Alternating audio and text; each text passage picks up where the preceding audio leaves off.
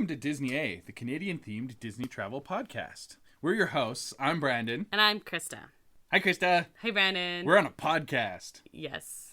Yeah, that's as close as to a fourth wall break as I can get. I don't know.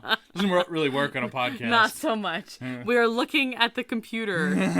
It's about as far as we got. You're breaking the fourth wall. You must be talking about... Deadpool. No. I was going to make that joke. Dang it. Okay, fine. Not yet. She-Hulk. Yes, She-Hulk. The original fourth wall breaker. Ah, I didn't know that she Yeah, was first. she did it. She did it in like the 70s. Deadpool's a more recent character. No, I know, but I didn't know she was breaking the fourth wall from the beginning. Long time. Oh, well, there you go. I already learned something new. Okay, well, fun fact. You know why they made a She-Hulk? Why? Well, the 70s TV show with Lou Ferrigno, The Incredible Hulk, was very popular. Oh, the Bionic Woman or the Incredible Woman or something. Yeah, and like the $1 Million Man and all that stuff, very similar superhero kind of stuff. And they were worried that someone was going to make a female Hulk, and so they made one in the comics to copyright it. Oh, and that's why they kind of went off and did weird stuff because no one really cared. They just wanted to hold the copyright. Oh, well, they care now. So in case you couldn't figure out, this week we are talking about She-Hulk. So consider this your very obvious spoiler warning. If you're trying to avoid spoilers, I don't know why you would click on something to listen to that says She-Hulk, but hey. You do you. Yeah, absolutely. But we're also going to be talking a little bit about other Marvel Phase 4, end of Marvel Phase 4 on Disney Plus. We're going to freeform this pretty hard. Yeah, and we're going to section it off. So maybe you want to listen to She-Hulk, but you're trying to avoid spoilers for Werewolf by Night. We'll be like, okay, Werewolf by Night, just so you know. And I'll make a sound of a giraffe dying. What does that sound like? Mwah. Mwah. South Park reference? Yeah. High five. That was a bad high five. It was, yes. It was like a slow motion high five. Your five was not very high. Yeah. Okay, well, anyway. I'm going to hold you to that now. You have to. Brandon, what are you drinking? I am drinking a delicious pear and rhubarb gin cocktail. Ooh, is it the same one that you were drinking last episode? It is not. Oh, is it a new can but from the same pack? It turns out that these pear and rhubarb gin cocktails are the perfect amount for an episode of a podcast. Oh, good to know. As I finished one, and now we're on a new episode, and I'm on a second one. Totally makes sense. I am drinking the exact same can of pumpkin beer. Well, you did have a tall boy, so exactly. That makes sense. Exactly. Also, Brandon, what is your nerd thing this week? Well, I just got finished smoking a turkey. A whole turkey. A whole one. On the smoker. I finished eating the turkey that you were smoking. Okay. Rate and review the smoked turkey. 5 stars. A+. Oh, that's very nice of you. Yeah, I thought it was really good. It turned out about as good as I thought. Still not my favorite thing that I've smoked, but nope. Pretty good. Pretty good. I was having trouble carving it though because it kept falling apart because it was so tender. It was very tender, and that's what I like about the smoker, especially for steaks. It makes the most tender, juicy steaks you've ever had. Yeah. Anyway. Yeah. I'm kind of pride myself on my ability to make a decent turkey dinner, like random weekends. So I'm a little sad that this is on your first go is I think as good as the roasts that I make. It's different. Where a smoked steak replaces barbecued steak for me, but I don't think a smoked turkey. I still want a nice roasted turkey. You want like sometime. the house to smell like. Okay, all right. Yeah. Also, do you want to know my nerd thing? Yes, I do. Okay, so this episode comes out on Monday. It does. Monday afternoon, I'm getting a new tattoo. It's going to be the biggest one I have. All mine are very little. This one is not massive, but it's going to cover most of my calf. Neck. Oh. No, not a full neck tattoo. Cover most of my calf. I have my very first tattoo is a butterfly there, and they're going to work into it. So it's going to be books, and it's going to be happy. That sounds like a reading rainbow. It does. You sing the whole thing? Butterfly flies so high. Take a look. It's in a book. Reading Rainbow. Okay, wow. Yeah, that's already off the rails. What happens when you record back-to-back episodes? Get a little loopy. Please don't turn us off. We're sorry. I mean, not sorry, but also sorry. Okay. I did no. say we weren't going to do any news this time. Okay. But I'm going to do a quick little Marvel news. You lied. Yeah, I did lie. Okay. But Disney also lied. Oh. So that's why. Okay. We talked a little bit about how they're having trouble with the Blade production. Yes. So that has led to them reshuffling basically end of Phase 5, start of Phase 6. Okay. Date-wise, from what they announced at D23 already. Blade's pushed back a year. Deadpool is moved up to be in its slot, basically. Okay. And Fantastic Four is also moved, I think.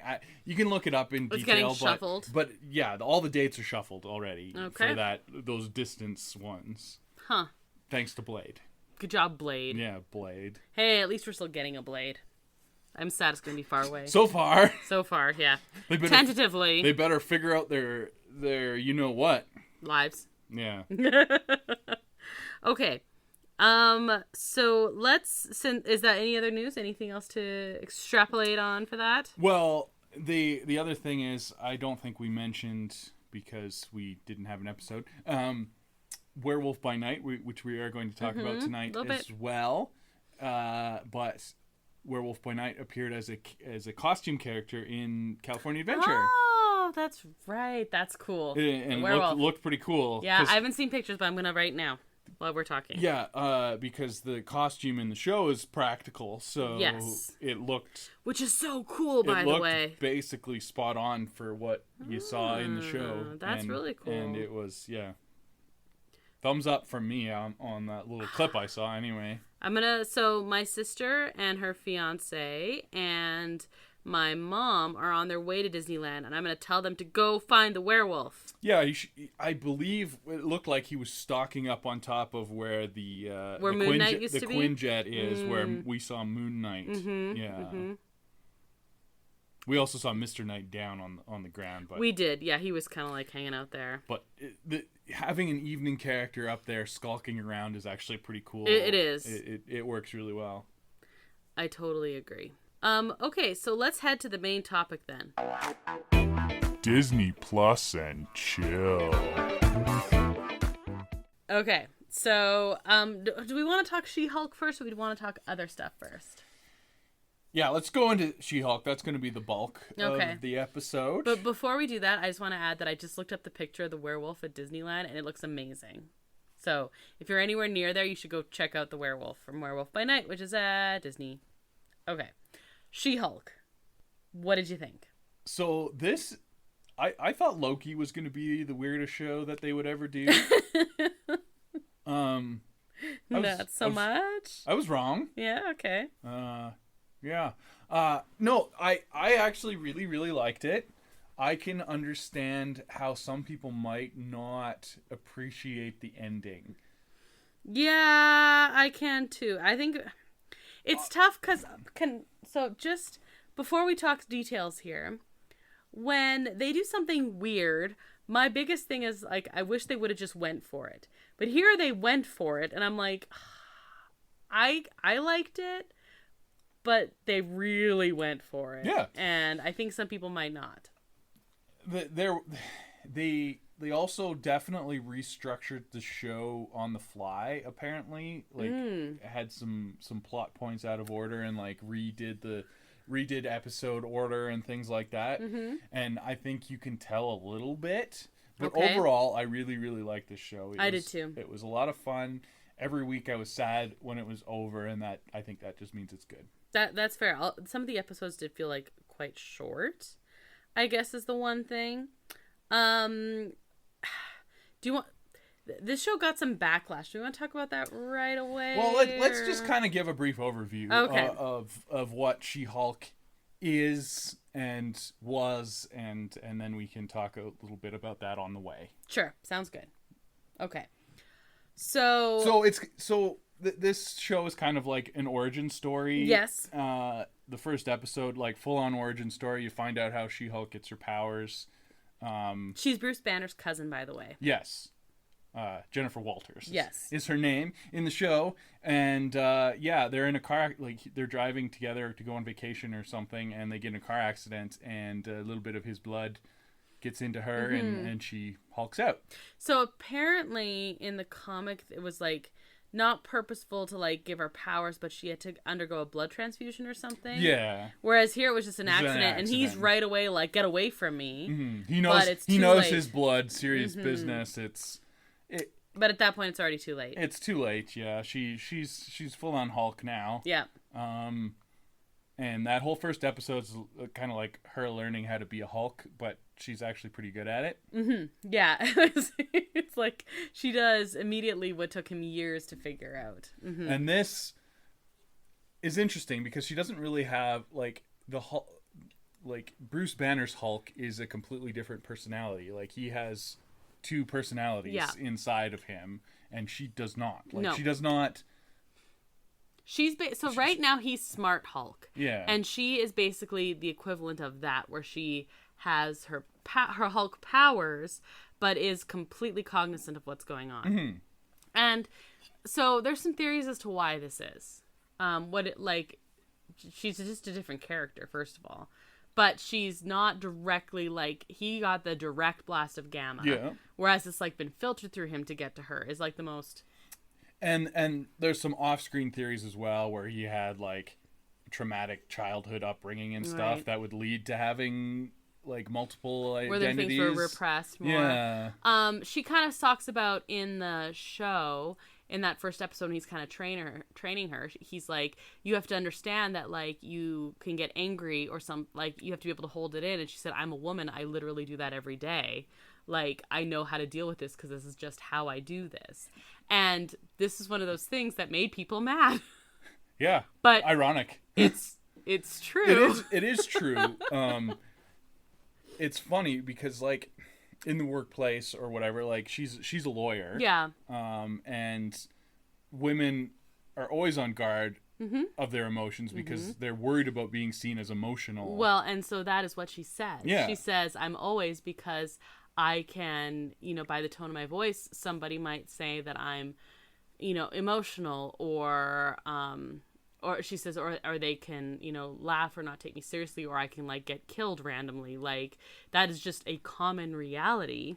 And yeah, so that's a through line through this whole show, like, kind of exploring misogyny and the women's experience, right? Yes, and so there's, like, they do address that right away. Like, that may have a factor in the fact that she's able to control her emotions because she literally has to every single day, just being a woman, which is ironic because we're supposed to be so emotional. Yeah, it's true. It's kind of funny. Anyway, so yeah, that first episode was the first strike against it for a lot of the internet crowd, where they were very angry that she was talking down to Bruce. Well, it's funny though, because, like, yeah, no, it's funny. And then so it's okay. So first of all, I just want to say, people's, like, certain internet groups. Obviously, my internet groups, even my Disney ones, are quite different than yours. Just by nature of mine, are all very fluffy and girly and stuff like that. I still see some volatile messages and stuff, but it's kind of the equivalent. Like, the angry internet groups on this, particularly the ones who have issues with stuff like that, is kind of the equivalent of the fact that Fahrenheit 451 is often on most banned books lists. It's like, and here's the point. Oh, anyway, yeah. But do you know what I mean? Yeah, no. Okay. And that meta-ness just continues throughout the show. But so she's the Hulk, and she convinces Bruce that she's okay to go back into society. Episode 1 also has the best after credits scene. Yes, it does. I almost forgot about that, but no. It just what we were talking before I forgot. They don't all have after credit scenes. I was kind of disappointed because the first few did. Yeah, it was like the first 4 or something did, and then they didn't have any until the end. Yeah, it felt weird and disjointed. Maybe that was part of your whole, like, having to re-edit it and stuff. But anyway, the first episode was the best one. Yeah, it was very good.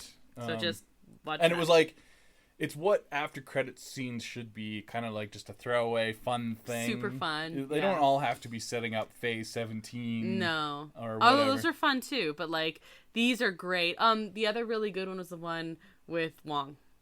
Yes. That was an after credits well, scene. That was really good. We'll get there. Yes, but so there's a couple really good ones, is my point. Okay. But yeah, this one they're drinking on at their Hawaiian, is it Hawaiian Islands? Mexico. Oh, they're down in Mexico. Oh, that'd be nice. A little tiki bar Mexican tiki bar that Bruce and built with Tony, I think. Yes. Oh, that's sad, actually. Yeah. Tony built it for him so he could like have a place to relax.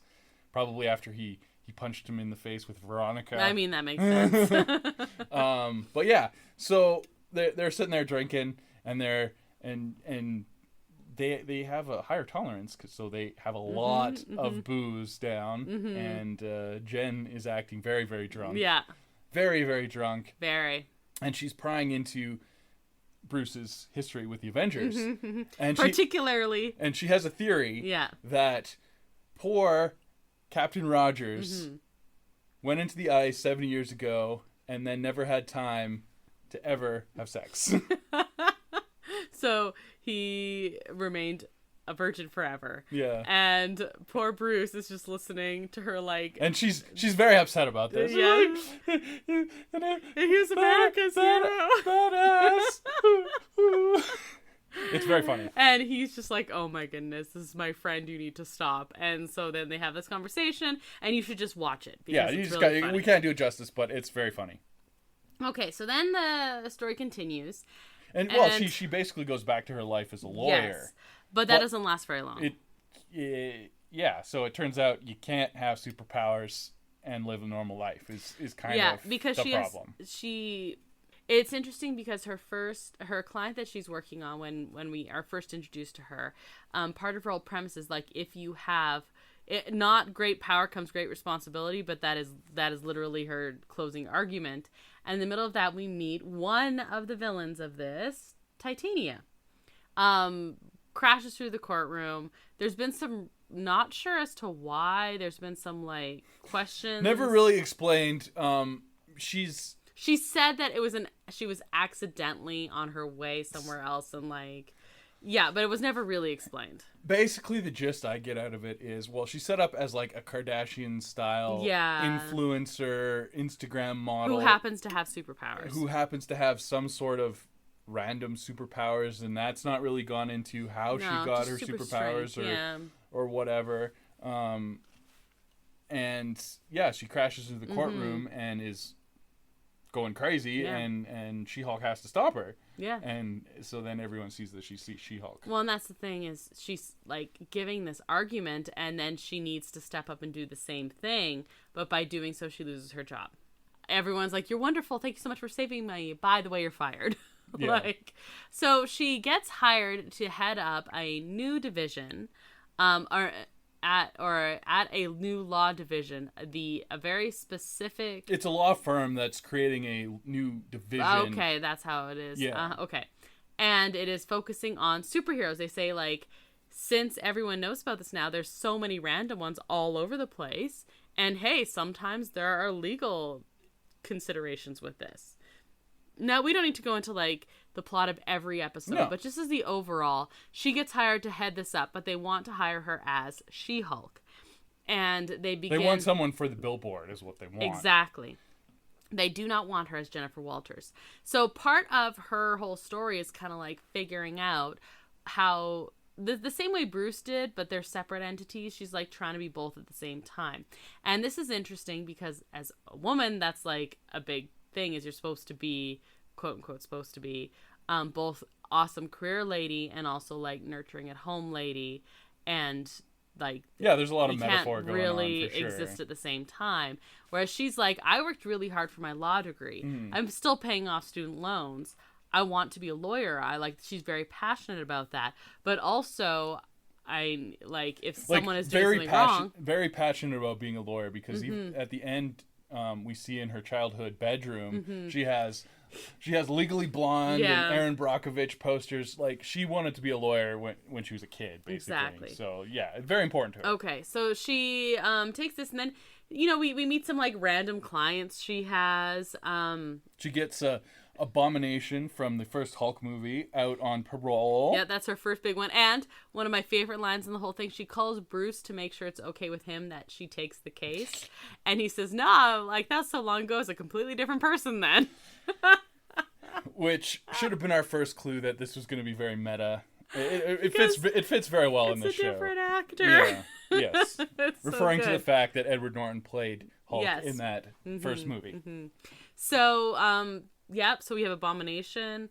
We have some other random characters. Wong shows up, which is just fantastic. Wong's in everything. Wong is in everything. Phase 4 is Phase They Wong. make a comment about that as well. Yes, they do. Yes, they do. Several comments, actually. Yeah. Exactly. And she's like, don't worry, there's more Wong. It's basically gonna, like, what does it say? Yeah, the next episode, like, he shows up in the first one, and she, like, complains about, like, there's a different cameo on every episode, because there has been.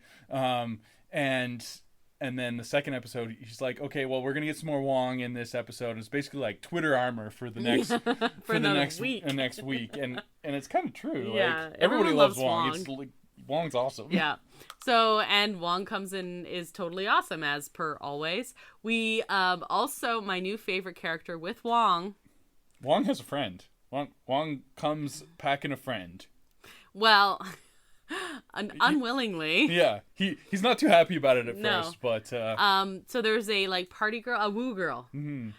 Madison. yes, Madison. Madison with a Y. Y, but not where you think.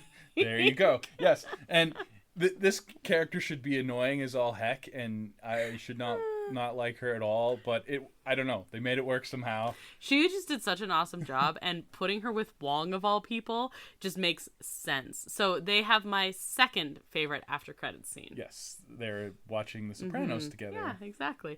So, anyway, we have a few different like one-off things. She's got that Titania situation.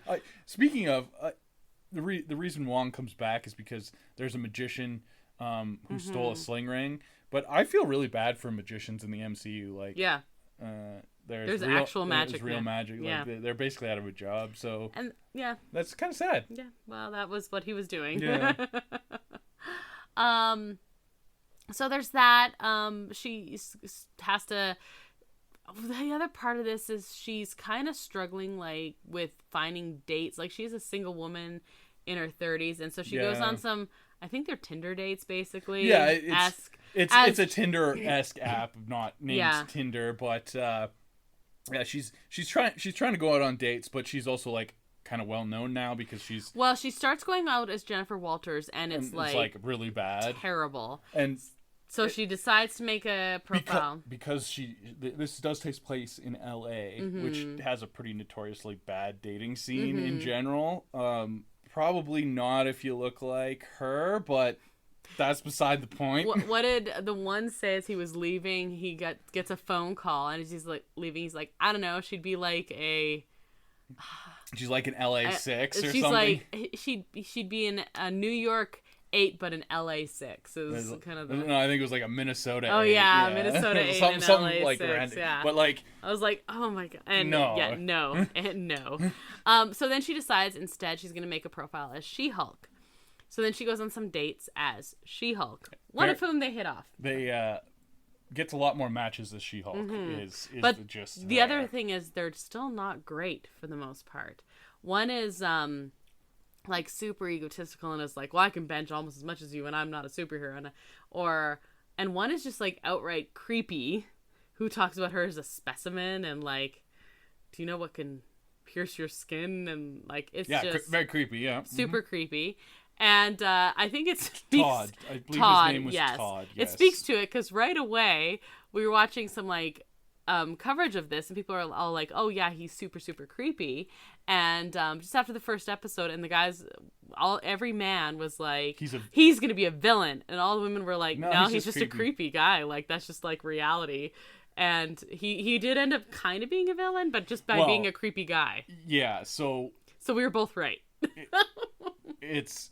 We'll get into that. Anyway, the point is though, she's trying to struggle in like which one she should be and trying to be both. Yeah, she wants to be appreciated as both. She does start to learn to embrace, like, at first she just, like, wants nothing to do with She-Hulk whatsoever. But she starts to learn that it's kind of a good thing. Yeah, and at one point she has to defend her identity as She-Hulk. From copyright law, yeah. So I don't want to go into every episode here, but there's a little bit of that helps with the identity thing. She meets someone. There's like questions. She goes to a friend's wedding, and then it's like, do we want you there as Jennifer? Do we want you there as She-Hulk? And she's kind of like, I'm both. Can't I choose? But yeah, she shows up to the wedding in She-Hulk form and like is showing off, and the bride, because she's a bridesmaid in this wedding, and the bride's like, don't upstage me at my wedding, basically. Yeah, basically. I mean, yeah. Not a very good friend. But then at the end, when the bride is very drunk, then she had to turn to She-Hulk to like fight Titania again. And she's like, oh my God, I'm so sorry. She's like, I love you. Drunk girls are cute when they get into I love you mode. It's like my natural default. Yeah.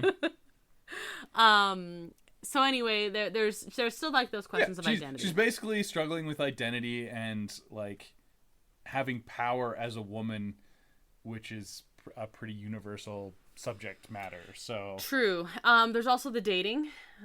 She like flat out doesn't shy away from the fact that she is dating and she is interested in physical relationships with men.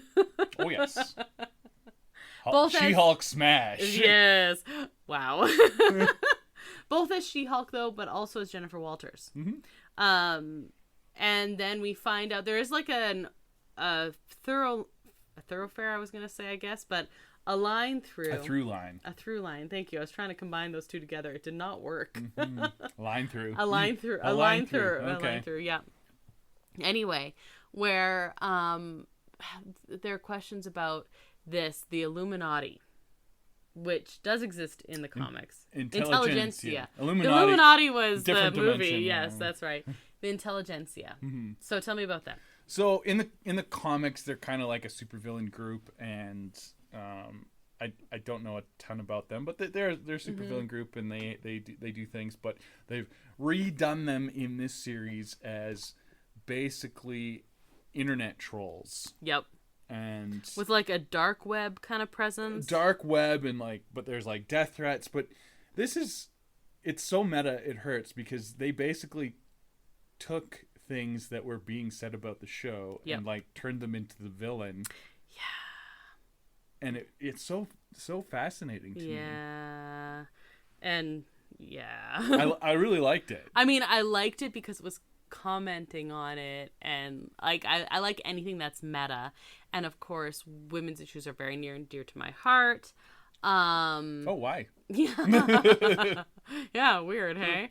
And yeah, so I like that they were like putting it under the magnifying glass and being like, so Creepy Todd is a villain, but he's a villain because he's Creepy Todd. Yeah. Like, he's just a creepy guy. So it turns out that he founded this Intelligentsia website. He's the admin of it, and they're just a bunch of whiny little dudes who don't like there being a strong female character, and that's their main problem. Yeah, but they're very convinced that that isn't their problem.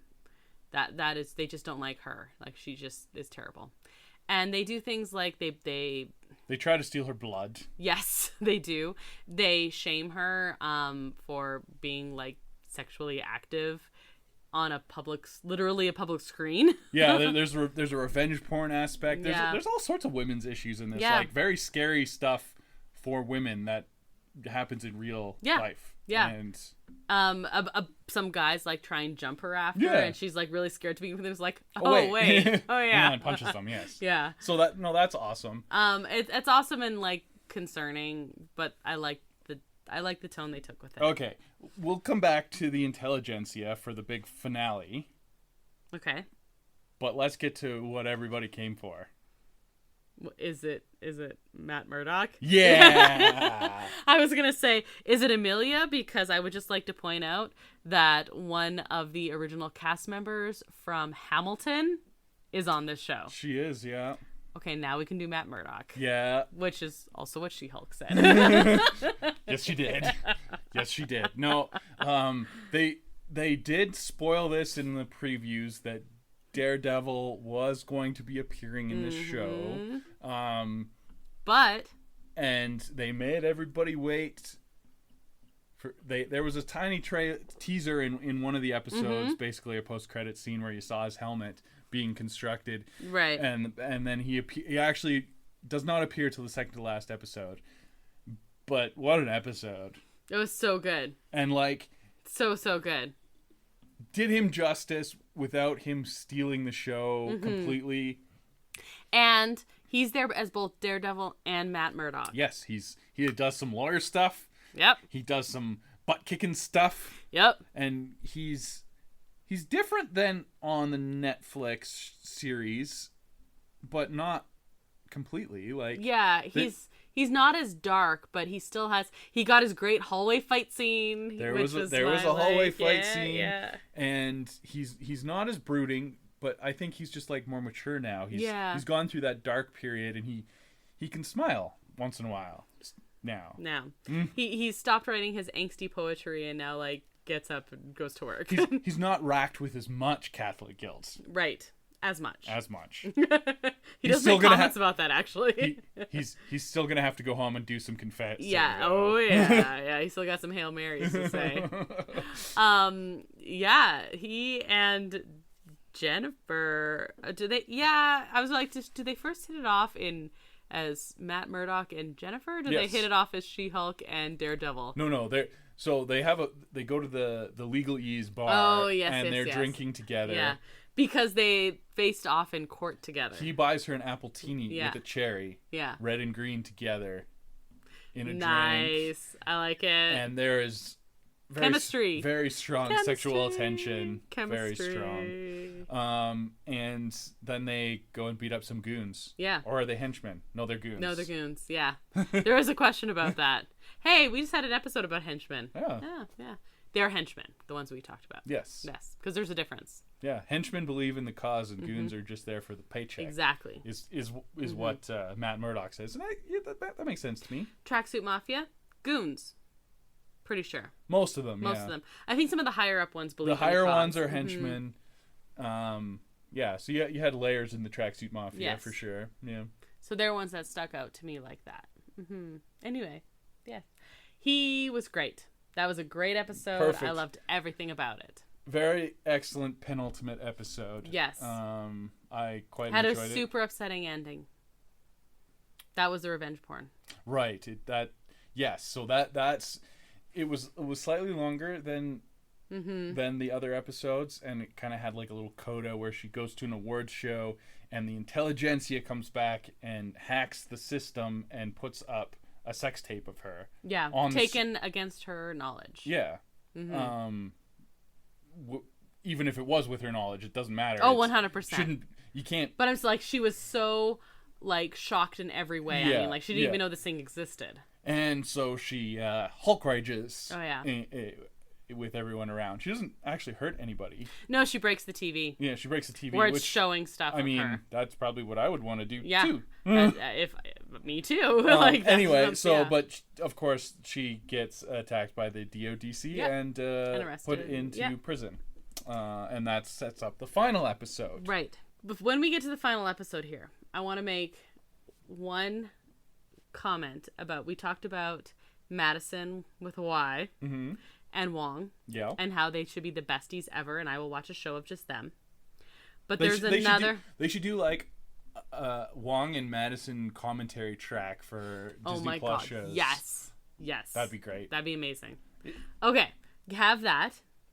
Also, I love. So her best friend is Nikki. She's a good friend. She's an awesome friend, by the way. She's like the bestie of the best friends.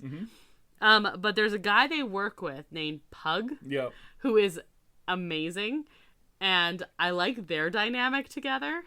And they're not like romantic or anything like that. Like they just have a really cool relationship. So, yes, this show delves deep into toxic masculinity and misogyny, etc., etc. And they do have one shining bright star for the male sex. Other than Charlie Cox. Well, yes. And like her dad is good and Bruce is good. Yeah, they make a comment in this about daddy issues, and she's one of the few that her and Ms. Marvel can talk about not having daddy They're issues. They're like, I don't guys. Like, we've entered a new phase of Marvel where we have just good supportive dads. Exactly. Which is funny because usually like the cliche is that it's girls with daddy issues, right? And they're like, no, we're good. We're fine. Yeah. Look, seriously, it's fine. Okay, but that's why I wanted to bring up Pug. Yeah. Especially going into this last episode. Because, like you said, he's the shining star He is not toxic. No. At all. No. And he's just cool dude. Yep. I'd be go for a drink with Pug. So would I. And like not feel concerned about it at all. Pug is like, so he just welcomes them on the first day, and he and Nikki especially become good friends. They are the ones who track down the designer who helps She-Hulk get her outfit and stuff like that. Super important. But in this last episode, it is all over the place. Yeah, so she's arrested and they basically depower her, similar to what they did to Abomination earlier. There's a special tech that like makes it so she can't transform anymore. And she also loses her job again. Has to move back in with her parents because she's broke. No job. No one will hire her. In LA especially, you kind of need a job. Can't be a superhero anymore. Can't be a lawyer anymore. She's basically kind of hooped. Yeah. So she and Nikki kind of make it their mission to try and find out who is behind all this. So complete with yarn board. I love a good yarn board. Yeah, yarn boards are great. Yeah. I want a yarn board. Yeah, we can have a yarn board. I don't know what we'll be yarning about. I don't know. It'll be something. Yeah, something. Anyway, so they're trying to track down this intelligentsia, and I don't know, it's not going very well. So Jen decides to go visit her friend Abomination. Yes. In an earlier episode, she spent a little time there and was like, wow, he is really just like doing a retreat for superpowered people. There's like a group help session. Yeah, a yurt. And there's a sweat yurt. So she said, well, I'll go. He literally was in the same position where he wasn't allowed to use his powers, and so he might understand. I'm going to go visit him. Okay. So she heads there. Meanwhile, Nikki and Pug are doing their own investigation. And Nikki sneakily gets a video of Jen from college dancing, which is another interesting meta commentary because I don't know if you remember this. There was a big controversy where the U.S. Congresswoman... I do remember this. I can't pronounce her full name, but AOC. Yes. Had a video from when she was in college and she was dancing. And I remember someone this. posted this and it was like, so? Yeah. Like... Didn't she like just recreate it like as an adult? And yeah, stuff? I think so. I think so. That was just great. You had to own it. Yeah. Anyway, so I think that was like a comment on that. I think so too. Anyway, so I forgot about that till you said it, but yes, you're totally right. So she posts this to the Intelligentsia website and kind of gets an in with them. Yes. But they of course assume she's a dude. Yes. And that's when she gets Pug to help her. And he's just grossed out by this on every level. And so she gets an invite to this little party / group meet that they're going to do, which somehow happens to be at Abomination's retreat. And it's kind of we're not seeing the whole picture of anything because it's not full information. And Pug infiltrates this. Well, with an earbud in, with Nikki telling him what to say. Yes, because he can't be a toxic man and like is like super grossed out about it, so she has to feed him lines. She's like, I've heard this before, this is what you need to say, and he's like, no. I don't want to. So he has to like talk himself up into it and stuff.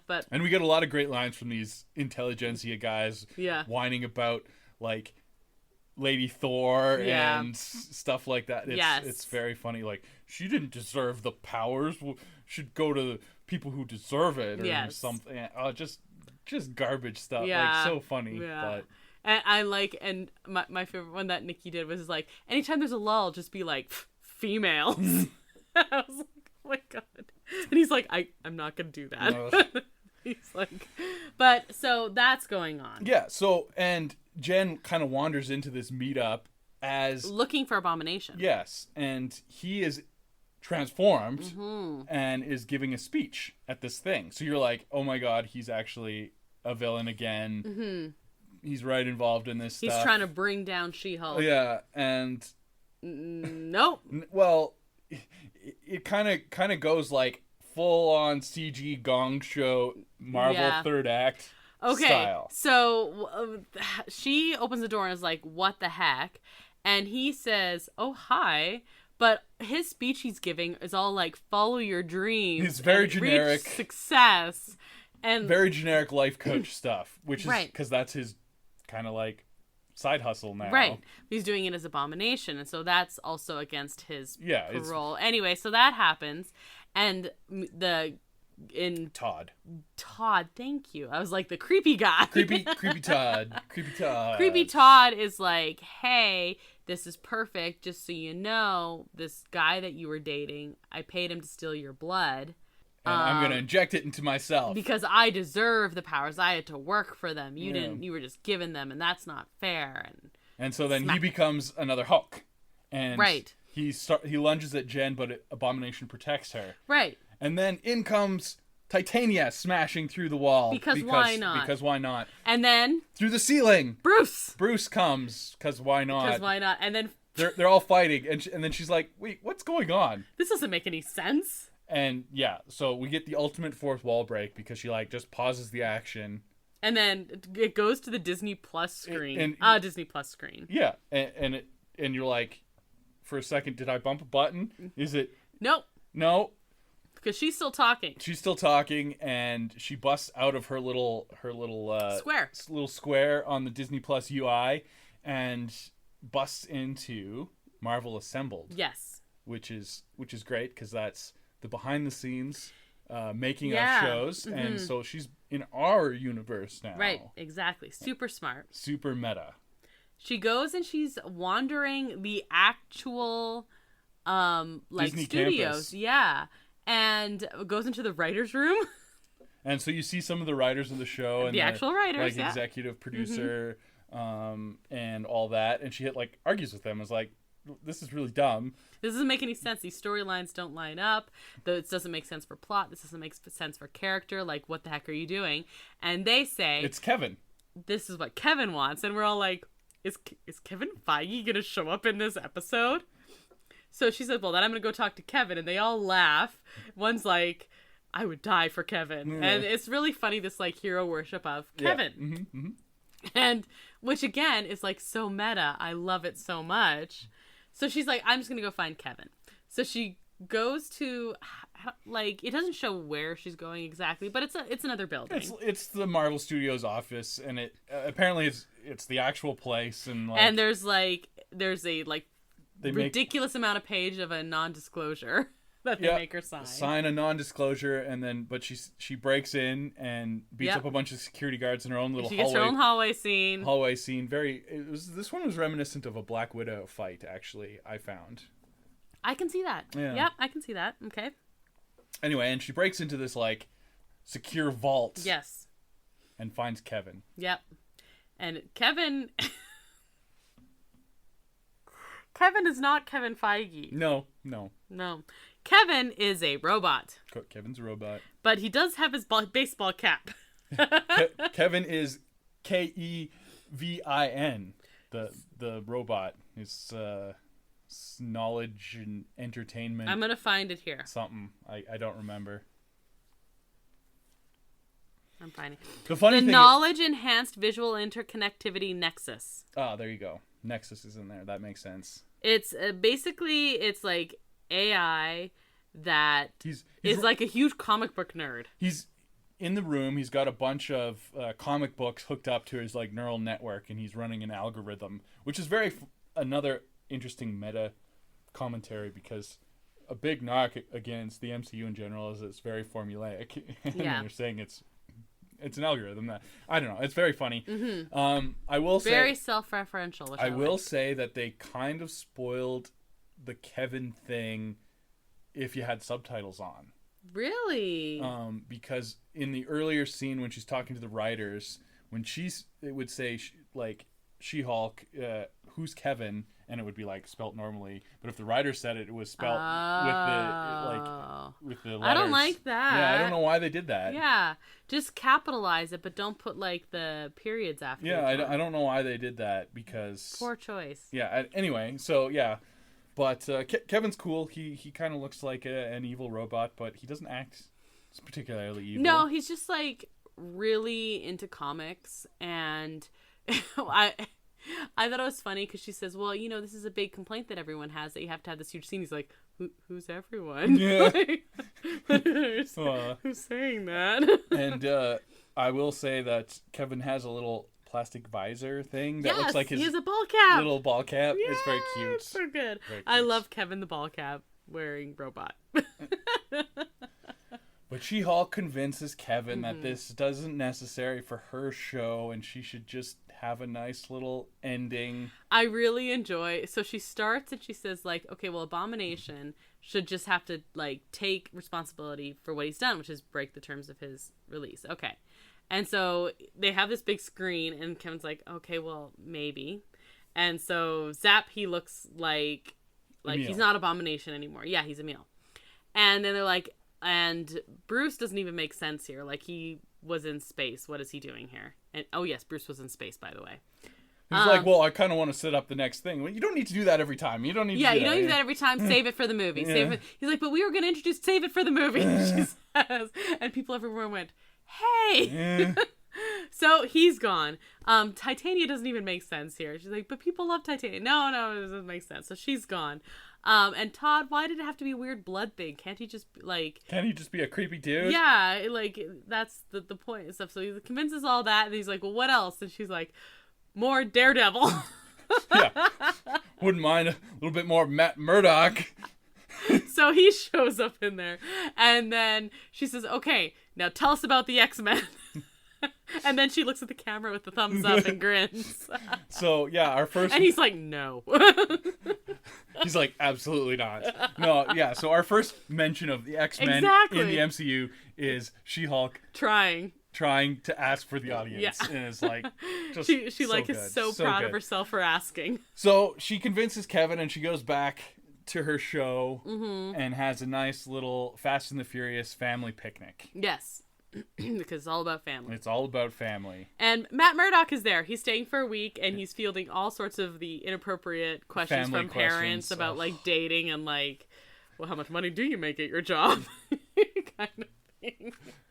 Awkward. Yeah, super awkward. But it was cute. Yeah, and he was handling it very well. And I was very fond of Netflix Matt Murdock and Daredevil. I'm very fond of this Matt Murdock and Daredevil as well. He's like that quippy kind of like, yeah, he's a lot warmer. Daredevil in the comics has his fair share of quips. Yeah, he did that in Netflix a little bit, but I think he's more so in this. Yeah, he's having a little bit more fun in his life, which he gets to. So that's. Yeah, I love it. I'm very, very excited for the Daredevil show. The Born Again show. Yeah. Okay. So anyway, while they're having this picnic, Kevin just couldn't help himself. No, Kevin gets what he wants in the end, which is also part of the line. Because Bruce shows up, and sorry, family, I know I was late. I was in space and hard to reach and everything like that. Oh, I have someone for you to meet. His son Scar. Which everyone was wondering if that's why he went to space, because that's a big thing from the comics. He has a son. On Sakaar. On Sakaar and... Wait, on Sakaar and his name is Scar? Yes. Ugh. It's comics. They have terrible names. Ugh. Okay. All right. The Werewolf by Night's name is Jack Russell, okay? Fair. Okay, well, Spider-Man was invented because Stan Lee was like swatting at a fly and was like, Bugman. No. That's not catchy enough. Okay, fine. But anyway, Scar. Is he prepared? Spelt different. Ah, dang it. It's with a K. Okay, but yeah, so he was on Sakaar, where apparently he has a son. Had, because he brought him with him. Yeah. Yeah, so that's interesting. It's brought up in Not elaborated. Not even slightly. It's like an offhand comment, and then Matt Murdock turns to, well, I guess keep saying She-Hulk, but she's Jennifer Walters at this point, and is like, "Your family's crazy." She's like, "Ha, families, huh?" Like, and that's like the end of it. Yep. Yeah. So what did you think about all that? Okay. I actually really liked the last episode because I really like anything super self-referential and meta. Yeah, I love Kevin the Robot. It was super fun, and then this last episode did have a post-credit scene. Oh yeah, that's true. Where Wong breaks Abomination Emil out of prison to give him asylum at Camertage. Yes, so. And Emil's like, took you long enough, and it was funny because he was very willing to go back to prison. Yeah. Even Jennifer in full lawyer form is like, as your lawyer, I have to tell you, you might be you're gonna probably be in prison for 10 years for this, and he's like, nah, it's fine. Yeah, it's fine. Yeah, it's because he knew Wong was showing up, he and he does. So we don't know what that's setting up. I still think he might be in Thunderbolts, but maybe not. Maybe he's gonna do something else. Maybe. But he's sticking around anyway. Yeah. Wong doesn't take him with him to just like ignore him for the next little while. And we all know how much we love using Wong and everything. So yeah, but Wong must appear in every Marvel show. He even makes a comment about how many series there are, which is like, because he was watching The Sopranos, it's like, was he watching them or was he in them? And I took it to mean he's in them. Or at least making comments about how he tends to be in them. Emil's line was, "What, did you get sucked into another show?" Mm-hmm, and exactly. It's a double meaning. What was he watching? Was he binging another show, exactly. or was he literally in another show? Yes. Yeah. So I like that. I really like that it was self-referential.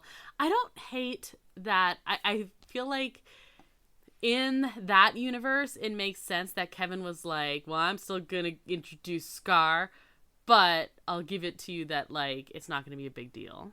Like, I think that makes sense in terms of the show, that like he's insisted in getting his own way, but he was still like, trying to be nice to her because she didn't want it to be about him. It didn't detract from the show at all, and it wasn't like, I don't know. I think it worked perfectly. And I think it's like, this is the most sitcom-y of all of them, other than, I guess, WandaVision, which is about sitcoms, but both. And that this totally fits, where at the end of a season, you get like, here is my random sibling who showed up, or here is my son who I've never mentioned. Cousin Orville or whatever from the Brady Bunch is the famous example of that. Right. Yes. What is his name? Cousin something. Anyway, it's very, very famous sitcom example of just a random character showing up. I know that's not the most famous one, but my favorite example of that is Buffy, when at the very end of the episode, that was the same riff, that was the same kind of idea, when all of a sudden they're like, help your sister, and you're like,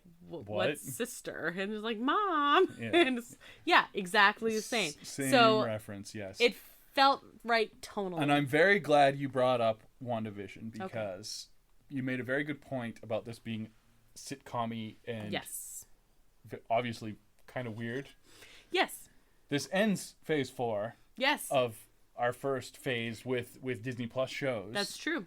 WandaVision started it. Yes. I think it's a perfect bookend. Yes. Two weird things that are sitcoms. Yes. I like it.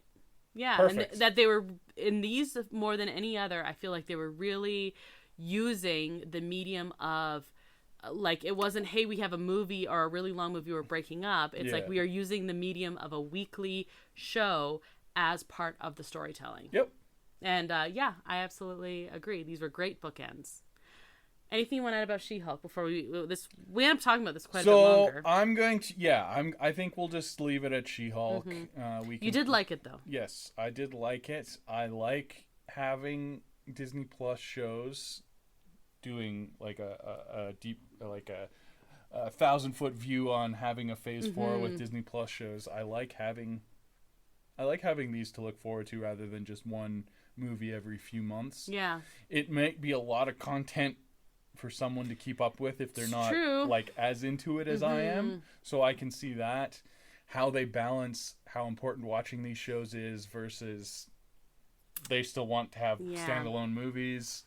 So to begin with, they were kind of like, you could do them separate, but they'd enhance. But it seems like the more and more we get into it, the more completely intertwined they are. Yeah, it's gonna be tough. Yeah, I think Doctor Strange, without watching WandaVision, wouldn't have made a lot of sense, but you could still do it. Yeah, it was doable, but not great. So I don't know. Yeah, but what are we gonna do with the Marvels? Yeah, if you've never seen Miss Marvel. Exactly, that's the thing. Or you've never seen Miss Marvel, and you've never seen WandaVision, you're like, Ms. Marvel clearly leads directly into the Marvels. Definitely. So, like, how? I don't know. I think in November, because we're talking Phase 4 here, we've got our last Phase 4 element is Black Panther coming out in November. And I feel like after Black Panther's out, we should do an overview of all Phase 4, including the shows, and how it all weaves together. What are your feelings on this? Sounds good. Cool. We have one episode in November done. And I kind of want a mini episode on Werewolf by Night. It can be a Disney A special presentation. Let's do it. So you don't want to talk about it now? You just want to save it? I'm going to save it. Okay. Let's squeeze it in before Halloween? Yes. Okay. It can be a Halloween special presentation. We'll release it on Halloween. How well, about that? because we have an episode coming out on Halloween. Oh, okay. All right. Halloween's a Monday this year. Not to spoil too much, but it's about scary things. So this might work. That sounds terrifying. Exactly. Werewolf by Night's pretty scary. How about we release it the Halloween Eve? Then? I like it. To get you ready. I like it. So, yeah, what did you... you felt like this was a good bookend, though, you're saying. Yep. I didn't love every episode of this show, just like I didn't love every series. Yeah. Overall, like, but I didn't dislike anything. I am 100% on board with that. I enjoyed at least some I was never disappointed walking away from this show or from any series, but some I really enjoyed more than others. Yeah. Or I appreciated more than others, or whatever. Like, some I'm gonna be like, oh yeah, that was a show, and some, like, WandaVision is in my top favorite shows of all time. So and, like, then you have something like Miss Marvel, which just knocked it out of the water and surprised me. But then you had other ones where I was like, oh, that was fine, and that was fun, and I enjoyed it, and it's done now, so whatever. Yeah. Right? Yeah. And I felt the same was true about this. But I think they're all watchable and fun. And for the last episode of this, I felt there were some things that I really, really liked, and some things I was like, so same kind of thing. I liked what they did. I wish there had been a little bit more weird stuff all the way along, rather than... To make it make sense. Just a little bit of fourth wall breaking every episode, and then, like, this big, huge thing at the end. Yeah. It was almost... Too much. It was almost too much, too fast. But Fair. That's also a comment on the Marvel the Marvel third act CGI monstrosities that they are well known for. They comment on that as well. Yeah. Okay. I have a quiz for you. Okay. You're either more She-Hulk or Daredevil. This quiz shall be the judge. Which of these would motivate you in battle? Justice, recognition, family or love, or moral obligation? Probably moral obligation. Okay. Choose a member of Blonsky's therapy group. Manbull, Porcupine, El Aguila, or Saracen? I like Manbull. I like Manbull as well. Choose a She-Hulk villain to She-Hulk smash. Titania, Josh, Leapfrog, or Runa? Josh is just one of the guys. Yeah, no, I know who Josh is. Mm-hmm. Oh, Runa's the dark elf. Yeah. Or the light. Actually, no, the light elf that is a little mischievous and is in trouble for impersonating Megan Thee Stallion, which we didn't talk about at all. Oh my goodness, that's right. Anyway, I want to smash Josh because he's a jerk.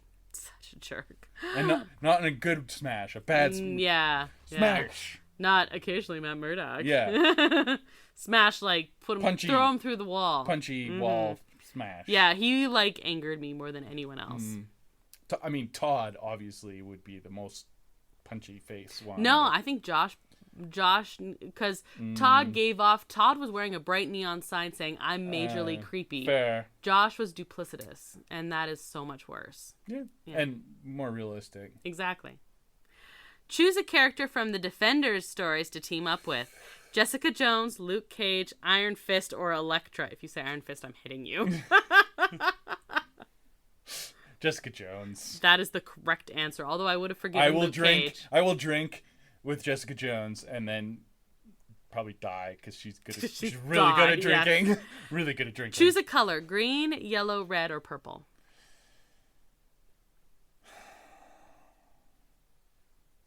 I'm gonna say purple because it's your favorite color. Thank you. Because I don't know. Choose another Marvel Studios TV show. WandaVision, Loki, Ms. Marvel, or Moon Knight. Ooh. I'm gonna go off the board and say Moon Knight. This is probably my 4 favorites, I think, right here. Yep. Would you rather battle a band of goons or a band of henchmen? Goons, henchmen, neither no preference, or they're the same damn thing. No, they're not. No, I think I'd rather battle goons because I'm not a superhero, and goons would be easier to rout because they don't believe in the cause. Correct. Yeah. Choose a Marvel villain to defend in a court of law. The Scarlet Witch, Loki, Wenwu, is that how you say that? From Shang-Chi? Yeah, Wenwu, yeah. Okay. Or Killmonger. Ooh, these are great ones. Well, before Doctor Strange, I would have said Scarlet Witch. She's kind of indefensible now. I would say Loki. What do you mean she's indefensible? She literally tried to destroy the universe for imaginary children. Imaginary, they're just not in this universe. Imaginary children. And finally, choose one of Jen's iconic She-Hulk outfits. The wedding guest dress, the super suit, the award show gown, or her business attire. I like the wedding guest dress quite a bit, actually. Yeah, and so did she. Yeah, it was a good dress. This might surprise you. You're Daredevil. Yes! You're Matt Murdock, brave, intelligent, and just the right amount of brooding. There are few people out there who do it quite like you. And by it, I mean literally everything. He's a pretty cool dude. Yeah, I like that. That's a fun quiz. That was a fun quiz. Anything else to add about this? So much for a short episode. I know. All right. Well, let's wrap her up then, hey? Okay. That is our show. Thanks, El Mule, who's responsible for our custom theme song that you can hear at the top of our shows. You can find a link to his work as well as all of our social media accounts and a link to our email at disneya.wixsite.com/podcast. We are on Facebook, Instagram, and Twitter. And if you search Disney A, you can find us there. And you might want to stay tuned to Twitter here pretty quick. I was going to say that. If you don't follow us on Twitter, you really, really, really want to. So when Brandon had to watch got to, as was a gift, not a had to, they can't see you glaring at me. You live tweeted. I did. High School Musical. Yeah, all 3 of them. And the reason I'm bringing that up is because there's another trilogy now. There is, yeah. Mm-hmm. Zombie. The Zombies trilogy. Looks so good. It looks so good. This is cool because I'd seen High School Musical. I've never seen Zombies. So this is going to be like a straight up blind date with Disney. Except it's not blind. Going in with my eyes wide open. You are. I'm not. You're going to tell me all about it after. But I'm going to be following along with your live tweets. So you probably should too because Brandon is a really witty guy. I do my best. It's the live tweeting High School Musical. I was literally laughing so hard. I did have fun with that. Point. That was fun. That kept me sane, actually. So are you going? It was like your tether to reality. Yeah. You're gonna live tweet all 3? Oh yeah. Are you gonna watch them all in one sitting? I'm gonna try. I might go insane. I don't know. This could be my villain origin story. Fantastic. I'm so excited. No, Fantastic Four is that's heroes, different. Yeah, that's different. Okay, so you definitely want to follow us on Twitter for that. Yay. Because that's next week. Yay. Yay. All right, so definitely stay tuned for that. Until that fantastic next adventure. I'm Krysta. And I'm Brandon. And TTFN, ta-ta for now. Thanks for listening to Disney A.